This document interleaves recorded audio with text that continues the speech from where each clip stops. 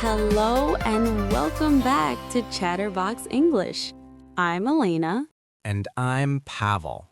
Today, we're talking about the fun stuff, our hobbies, and what we love to do in our free time. It's one of the most pleasant and personal topics for a conversation.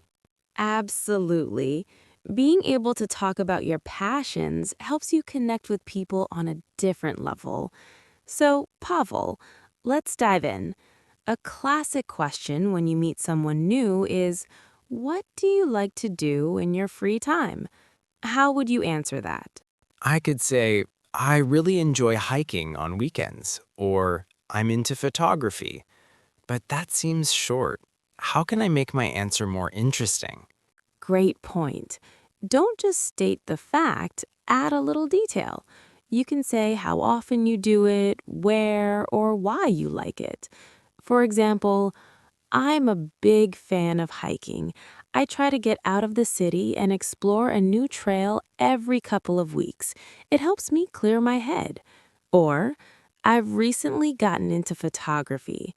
I'm still learning, but I love capturing street scenes in different neighborhoods. That sounds much more engaging. So, structure is name the hobby plus add a detail, frequency, place, or reason. What if my hobby is something simple like reading? Same principle. I'm an avid reader.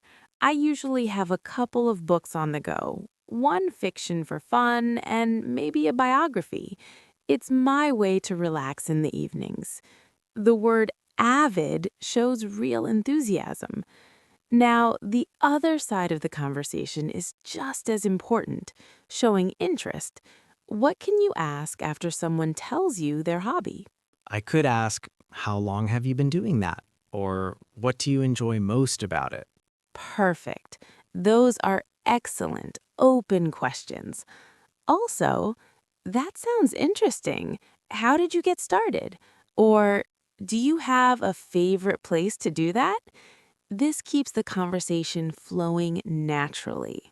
Let's say someone mentions a hobby I know nothing about, like pottery. I don't want to just say, oh, nice. What can I say? That's a very common situation. You can express curiosity. Say, pottery. I've always been curious about that. What's the most challenging part? Or, that sounds so creative. What kind of things do you make? This shows you're listening and interested, even if you're not an expert. That's a useful trick. Now, what if I forget a specific word for my hobby in English? For example, I want to say I like wyżiganie po drzewu, wood burning. Don't panic.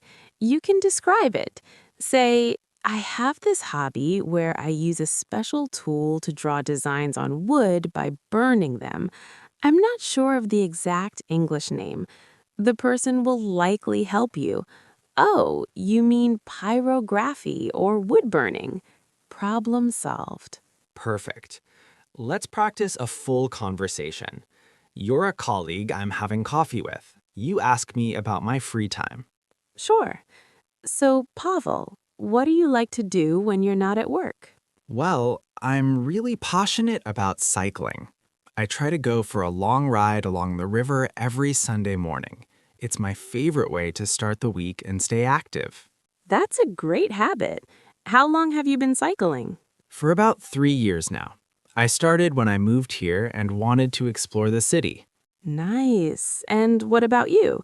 Do you prefer road biking or mountain biking? Mainly road biking for now. Maybe I'll try mountain biking one day. How about you? Any hobbies? Back to normal. See, you gave a detailed answer, I asked follow-up questions, and then you naturally turned the question back to me. That's the ideal flow. And if I didn't know the word mountain biking, I could have said biking on rough trails in nature. Exactly. Using descriptions is a powerful communication tool. So, to summarize, 1. Be ready to name your hobby and add a detail. 2. Ask open, interested questions about the other person's hobby. 3. If you don't know a word, describe it. 4. Use phrases like I'm really into, I'm a big fan of, I've recently taken up to sound more natural. This makes conversations about hobbies feel much less like an interview and more like a genuine exchange. That's the goal. Sharing what makes you happy is a wonderful part of any language. It builds bridges. Thanks, Elena. I'm ready to chat about fun things now. Wonderful. Go and share your passions. Thank you all for learning with us. See you in the next enjoyable episode of Chatterbox English.